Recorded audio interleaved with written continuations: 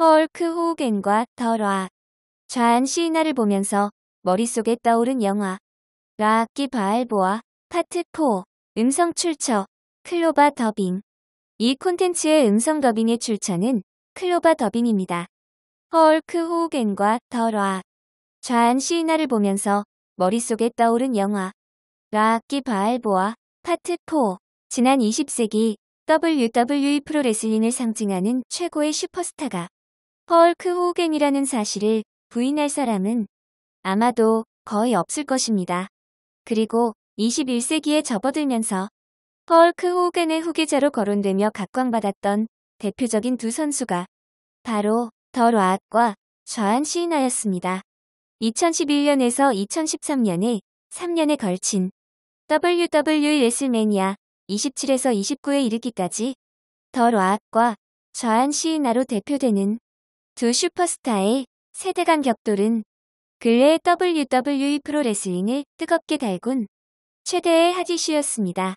사실 엄밀히 말해서 더 락과 좌안 시이나에 대해 헐크 호우겐과 비교되는 존재라는 표현을 사용하는 것이 반드시 헐크 호우겐과 같은 존재를 의미한다고 볼 수는 없습니다. 헐크 호우겐의 경우는 엔터테이너로서의 천부적인 재능을 단순히 잠재 능력을 인정받는 것에만 머무르지 않고 합법적인 승부 조작에 의해서 실제로 성공적인 커리어로 연결시켰습니다. 게다가 20년 이상 그러한 스타성을 유지하면서 현역 최강자들을 오히려 압도할 정도의 영향력을 과시했습니다. 헐크 호우겐 이후에 활약한 후배 레슬러들 중에서 헐크 호우겐의 업적을 능가하는 인물은 이제까지도 없었고 앞으로도 나오기 힘들 것입니다. 그렇기는 하지만 한 분야를 상징하는 최고의 전설의 후계자를 거론하는 것은 슈퍼스타로서의 잠재 능력과 미래의 성장 가능성 자체에 주목하는 기대 심리가 담겨 있고 WWE 프로레슬링의 경우에는 헐크 호우겐의 비교 대상에 이름이 오르내린다는 사실 자체만으로도 그 선수에게는 엄청난 영예로 여겨지고 있습니다. 그리고 이러한 현상은 꼭 프로레슬링이 아니더라도 타 분야의 스포츠 종목이나 엔터테인먼트 분야에서도 공통적으로 나타나는 현상입니다. 축구에서의 상황을 예로 들어본다면 축구 황제 펠레는 이 분야를 상징하는 대표적인 전설로 인식되고 있으며 그와 함께 역시 황제로 불리는 베켄바워도 있고 축구 신동이라 불리는 마라도나도 있습니다. 1990년대 중후반 이후에는 브라질의 호나우도가 펠레의 후계자로 거론되었습니다. 잉글랜드의 마이클 오웬은 호나우도의 강력한 라이벌로 꼽히며 미래의 유망주로 거론되었습니다. 아르헨티나에서는 오르테가, 사비올라 등이 마라도나의 후계자로 종종 거론되었고 2000년대 들어서는 브라질의 호나우디뇨, 카카, 아르헨티나의 메시, 포르투갈의 호날두, 잉글랜드의 웨인 루니 등도 과거 전설들의 후계자로 종종 거론되었습니다. 엄밀히 말해서 여기에 거론된 선수들이 펠레 또는 마라도나와 같은 존재가 되지는 못했습니다. 하지만 그들이 데뷔 초창기에 전설의 후계자로 거론될 수 있었던 요인은 바로 그들의 슈퍼스타로서의 성장 가능성, 즉 잠재 능력에 대한 기대 심리가 있었기 때문입니다. 그리고 언론 매체 등에서는 그러한 이슈들을 집중적으로 부각시키면서 스타 탄생에 공을 들여왔습니다. 상기에 거론된 선수들 중 그래도 대표적인 성공 사례로 꼽히는 선수로서는 브라질의 호나우도를 첫손에 꼽을 수 있을 것입니다. 이러한 현상에서 볼 수 있듯이 WWE 프로레슬링에서도 헐크 호우겐 이후에 등장한 선수들 중에서 특정 시대 또는 세대의 대표주자로 떠오를 만한 유망주가 등장하면 그 선수가 헐크 호우겐의 비교 대상으로 떠오르는 것은 일종의 통과의례와도 같은 현상이었습니다. 더군다나 21세기의 WWE에서는 엔터테인먼트를 더욱 노골적으로 표방하고 있고 더 락과 좌안 시이나에게는 최고의 엔터테이너로서 천부적인 재능과 미래 성장 가능성에 대한 기대 심리가 작용하면서 그들을 철저한 기획에 의한 프랜차이즈 스타 시스템의 선봉에 서게 한 것입니다. 더 라하게 엔터테이너로서의 천부적인 재능과 성장 잠재력이 최고조로 절정에 달했던 시점이 2000년대 초반이었습니다. 당시 더 라학은 헐크 호겐과 종종 비교 대상에 오르기도 했지만 실제로 헐크 호겐과 더 라학이 대결할 것이라고 예측한 사람들은 많지 않았습니다. 그러던 중 2002년에 헐크 호겐과 더 라학이 함께 무대에 서면서 많은 사람들의 상상 속에서만 존재했던 드림 매치, 꿈의 대결이 현실로 이루어졌던 것이었습니다. 헐크 호겐과 더 라학이 실제로 대결할 수 있는 주변 상황이나 여건이 절묘하게 맞아떨어지면서 아이콘 대 아이콘 자체가 하나의 역사가 되었고, 더 라학에게는 헐크 호겐의 후계자라는 이미지가 부여되었다는 사실 자체만으로도 핫 이슈와 스포트라이트의 중심에서는 명예를 누릴 수 있었습니다. WWE에서 그렇게 공을 들였던 더 라학이 결국에는 WWE를 떠나서 할리우드에 눌러앉으면서 전업 영화배우의 길을 걷기 시작했습니다. 이러한 상황은 WWE 측으로서도 좀 당혹스러웠을 것입니다.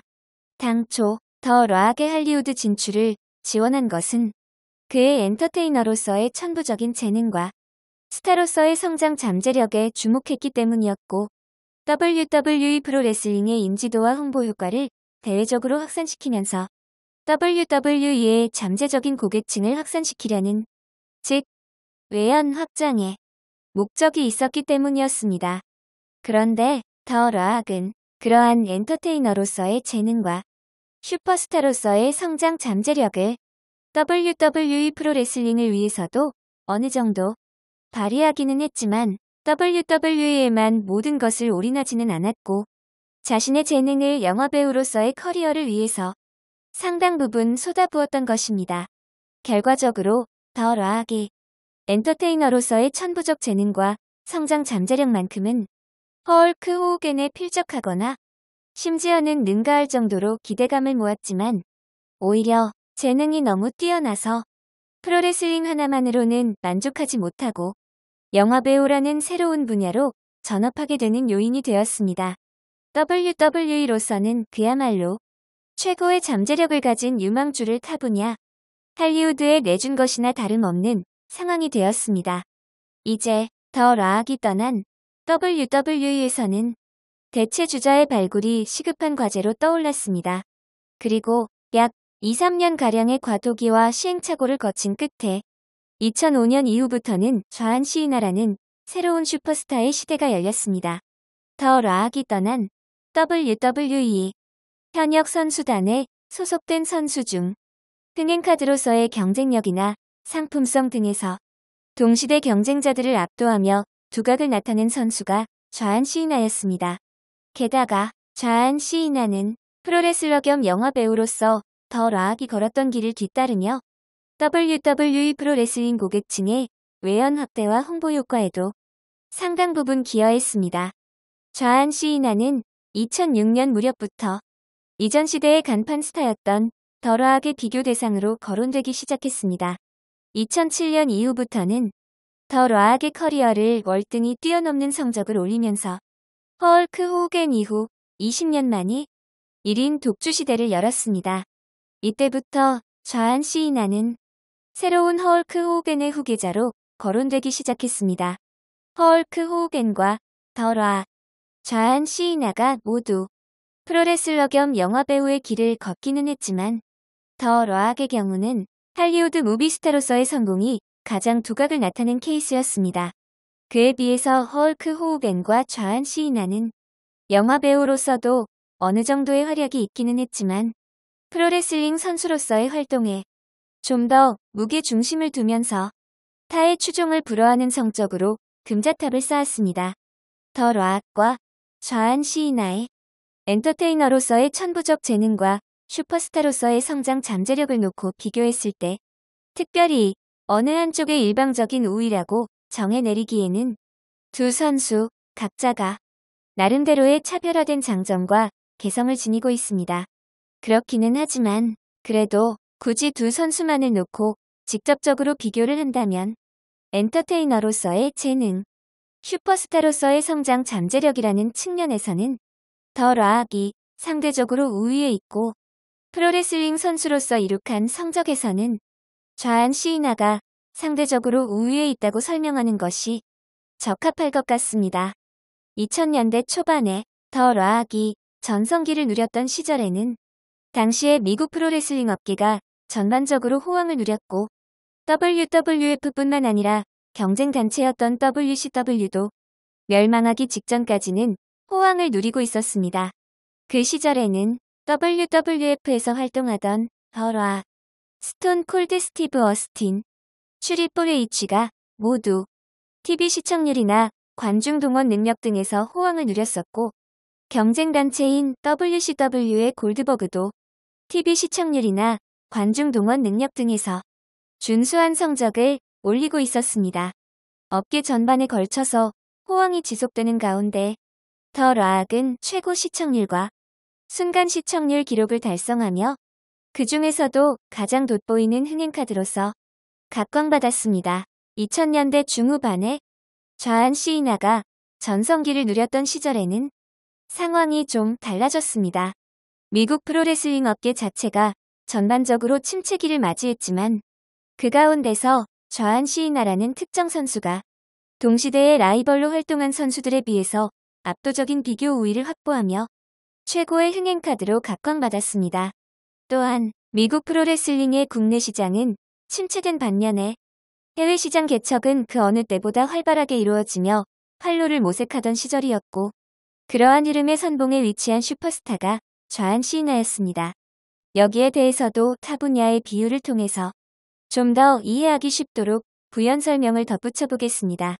국내 가요계의 음반 시장이 호황을 누렸던 1990년대 후반에서 2000년대 초반에는 H.O.T, G.O.D를 비롯해서 상당수의 가수들이 음반 판매 100만 장 이상을 기록하며 밀리언셀러의 반열에 올랐습니다. 이때 조성모는 혼자서 음반을 200만 장씩 팔아치우며 더블 밀리언셀러로서 최대의 호황을 누렸습니다. 반면에 2000년대 중반 이후부터 음반 시장은 침체기에 빠졌고 10만 장만 팔려도 대박이라고 평가할 정도가 되었습니다. 이런 상황에서 동방신기는 혼자서 50만 장을 팔아치우며 동시대 경쟁자들에 대한 비교 우위를 확보했고 또한 국내 음반 시장이 침체된 대신에 해외 시장 개척에 의한 한류와 K-팝 열풍이 일면서 보아, 비, 싸이 등이 차례로 바톤을 이어받으며 월드스타의 반열에 올랐습니다. 이러한 상황을 WWE 프로레슬링에 대입해본다면 2000년대 초반 더 라악이 전성기를 누렸던 시절은 마치 업계 전반적인 호황 속에서도 더더욱 돋보이는 수익 창출을 실현한 조성모의 활약과 비슷한 성격을 지닌다고 해석해볼 수도 있습니다. 그리고 2000년대 중후반 이후에 좌안 시이나가 전성기를 누렸던 시절은 마치 업계 전반적인 불황 속에서 동시대 경쟁자에 대한 압도적인 비교 우위를 달성했거나 해외 시장 개척의 선봉장에 나선 동방신기, 보아, 비, 싸이 등의 활약과 비슷한 성격을 지닌다고 해석해볼 수도 있습니다. 흥행카드 또는 상품 판매 수익에 의한 기여도 역시 그 내용을 디테일하게 분석에 들어갈 경우 각자 나름대로의 장단점과 개성이 있습니다.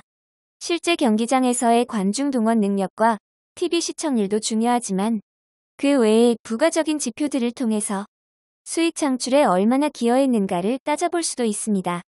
이 경우 WWE의 기존 지지층이라고 할 수 있는 프로레슬링 매니아층을 상대로 상품 판매 수익을 얼마나 올렸는가를 살펴볼 수도 있고 소속 선수의 할리우드 진출과 WWE에서 투자한 영화의 배급 등을 통해서 외부의 홍보 효과를 노리면서 지지층의 외연을 확대하는데 얼마나 기여했는가를 살펴볼 수도 있습니다.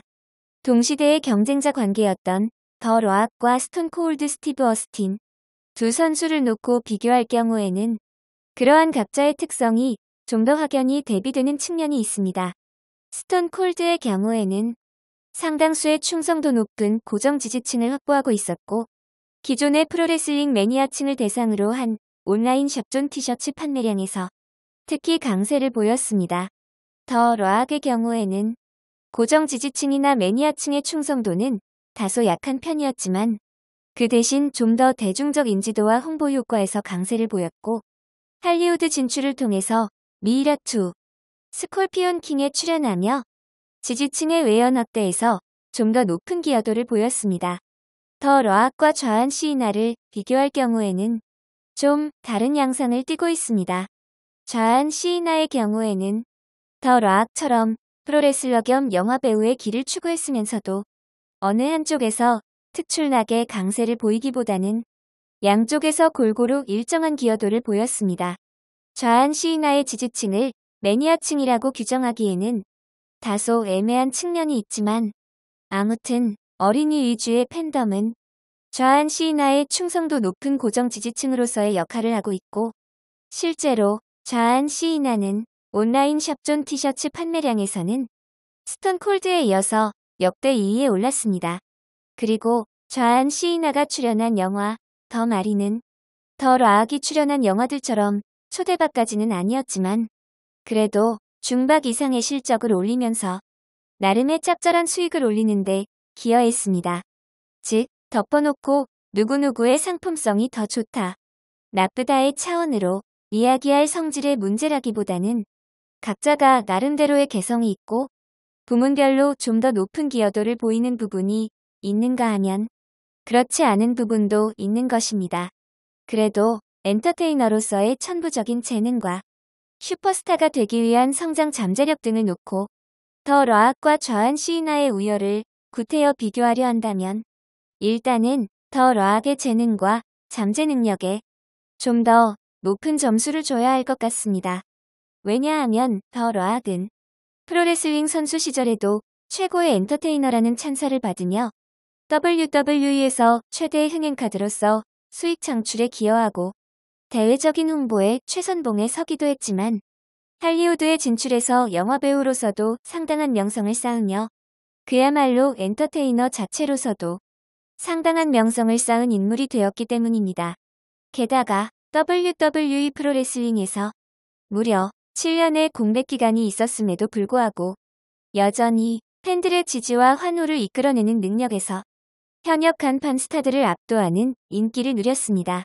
그것도 보통 상대가 아닌 현 시대 최고의 인기 슈퍼스타인 좌안 시이나를 상대로 인기 경쟁을 벌이면서도 오히려 더 러악이 더 많은 팬들의 호응을 얻었다는 것은 실로 대단한 인기와 스타성이 아닐 수 없습니다.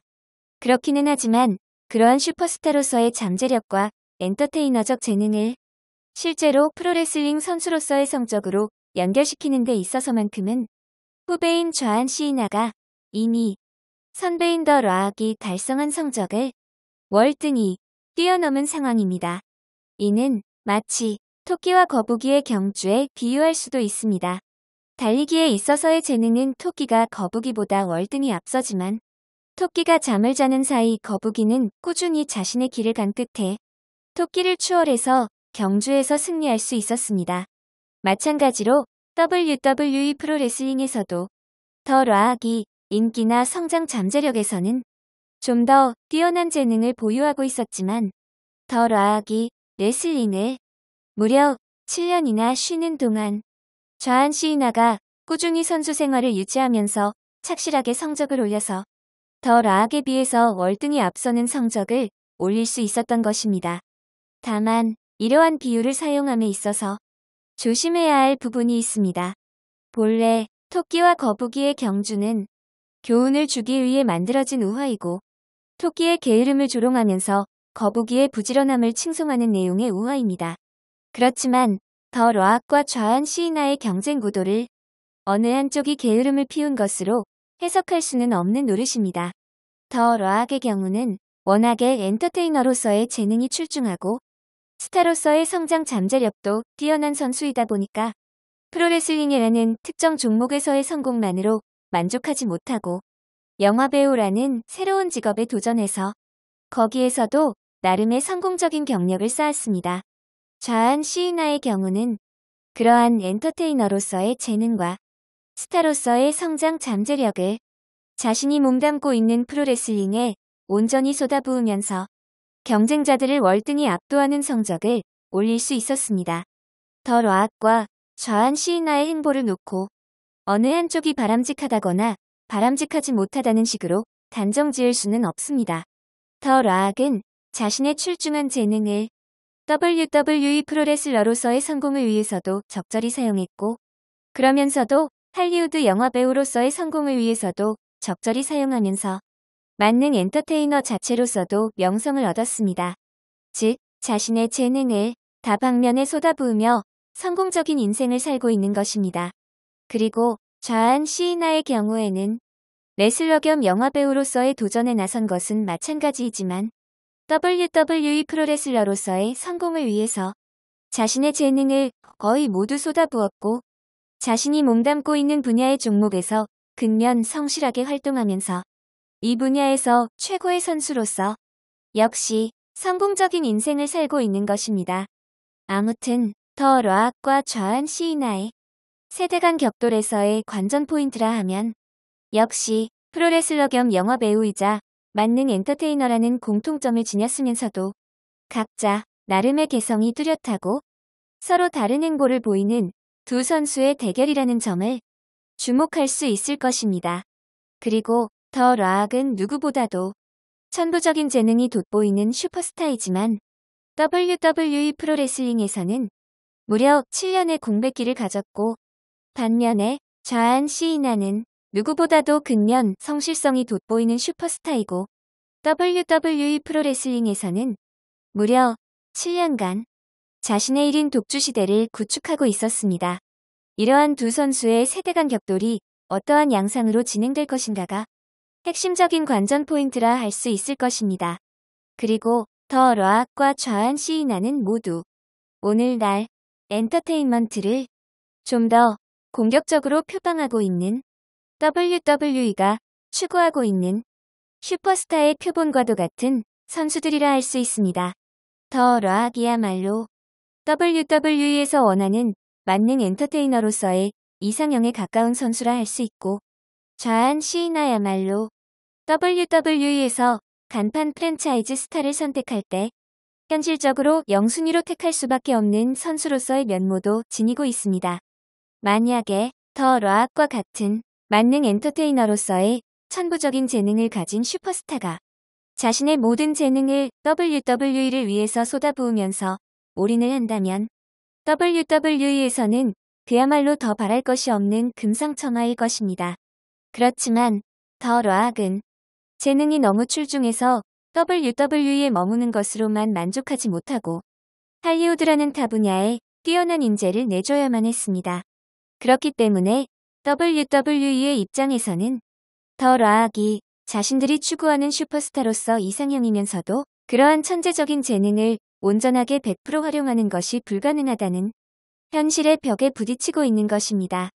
반면에 좌한 시이나의 경우에는 만능 엔터테이너로서의 재능도 뛰어나지만 누구보다도 근면, 성실한 자세로 WWE를 위해서 자신의 재능을 온전히 쏟아부으며 거에 올인을 하고 있습니다. 따라서 WWE라는 기업체에서 자사의 간판 프랜차이즈 스타를 선택하기 위해서 현실적인 고려를 할 경우에는 천부적으로 타고난 재능 자체도 주목해야 하겠지만 근면, 성실성과 회사에 대한 충성도라는 부분도 무시할 수 없는 요소입니다. 그리고 이러한 현실적인 고려를 통해서 회사의 간판 프랜차이즈 스타를 선택할 경우에는 좌한 시이나와 같은 선수가 영순위로 떠오를 수밖에 없는 것입니다. 2011년에서 2013년에 걸친 더 라악 대 좌한 시이나의 대립구도를 위한 스토리라인에서도 WWE라는 기업체의 이러한 정서가 녹아들어가 있음을 볼 수 있습니다. 더 라악은 무려 7년의 공백기가 있음에도 불구하고 현역 간판 스타들을 압도하는 팬들의 호응을 얻고 있고 WWE 경영진에서도 특별 대우를 하며 극진히 모시고 있습니다. 자신들이 가장 매력적으로 느끼는 슈퍼스타인 만큼 그러한 극진한 대접을 하는 것은 어찌 보면 당연하다 할 수 있을 것입니다. 그럼에도 불구하고 WWE라는 기업체에서 현실적인 선택을 해야 한다면 여전히 현역 간판 스타로서 열심히 일하고 있는 좌안 시이나의 손을 들어줄 수밖에 없는 상황입니다. 그러다 보니까 스토리라인 자체도 일단은 더 라악이라는 슈퍼스타의 캐릭터를 좌안 시이나가 반드시 넘어야 할 거대한 벽과 같은 존재로 설정한 뒤 더 라악에 비해서 인기나 팬들의 호응에서 열세에 놓인 좌안 시이나가 이를 차츰차츰 극복해 나가면서 결국에는 최후의 승리를 쟁취하는 방식의 스토리가 설정되고 있는 것입니다. 필자는 이번 칼럼 시리즈의 서두에서 라악기 바알보아라는 영화에 대해 언급했었습니다. 이 영화에서 로키는 팬들이 여전히 그리워하고 있는 과거의 강자로 설정되어 있고 메이슨 딕슨은 무패를 자랑하는 현역 최강자이지만 팬들의 마음을 얻지 못하고 야유만 받는 선수로 설정되어 있습니다. 그러한 메이슨 딕슨을 보면서 필자는 WWE에서의 좌안 시이나를 머릿속에 떠올렸습니다. 좌안 시이나가 무작정 야유만 받는 선수라고 할 수는 없고 그에게도 열성적인 지지와 성원을 보내는 어린이 팬덤이 있기는 하지만 경기장에서의 관중들의 야유 때문에 괴로워하고 고뇌한다는 측면에서만큼은 메이슨 딕슨의 캐릭터와 닮은 점이 있다고 생각되었습니다. 영화 라악기 바알보아에서는 로키가 주인공이고 메이슨 딕슨은 어디까지나 조연에 불과합니다. 로키라는 한 인물의 인생 스토리와 끝없는 도전 정신, 가족 애와 우정과 같은 메시지들이 이 영화의 핵심을 이루고 있습니다. 메이슨 딕슨의 내면적인 고뇌라든지 갈등은 영화에서 그리 중요한 내용은 아닙니다.